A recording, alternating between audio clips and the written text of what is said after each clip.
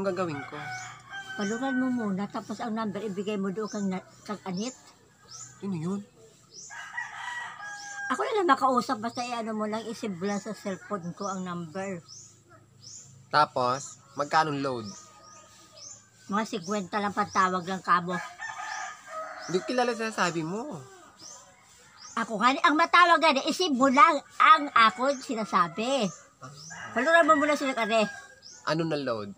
Nagkakapi pa nga ako. Magkakapi pa. Magkakapi pa agad-agad. Paluran mo muna ka immediately kasi masahod ko na rin sa kanko, no, ipapadali ang kwarta. Magkano yung bibigay? Hindi ko alam, kasi ang nakalagay doon 1,000. Sabihin mo kung magkano kasi baka mamaya. 1,000 nga yung basta agad sa cellphone ko. Sige nga, kukunin ko nga. So, yun. At sabi po ng aking pong kamag-anak, luludan ko daw siya. So, pagigising ko lang at magkakape muna tayo. Tuutusin niya na ako mag-load. Masisira man ito akong kwan. Ari ho. Nabasa ko kagaina eh. So, bakit naka-makeup ka? Pupunta nga. Mapasok sana ako. Kaya ang sabi, pupunta daw doon ng ano ho. Tawag dito.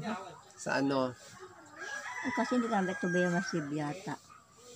Doon yan, ikang ano ho, kuno, oho. Naka-makeup ang aking kamag-anak na papasok siya sa trabaho. Pero ngayon, hindi siya papasok daw, tinatamad daw siya. Ano na yata yung dito. Good morning. Oo, ariho. Oo, basahin mo.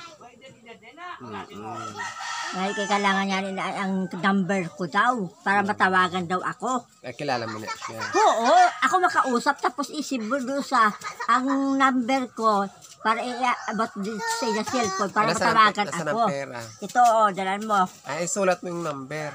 Yan na nga yung cellphone ko na nga ni, Isulat mo na lang kahit kung cellphone pa nandun. Saan ako mag-aano? Ay, punta sa Lawon. Kakapi pa kasi ako eh. Ikaw naman eh.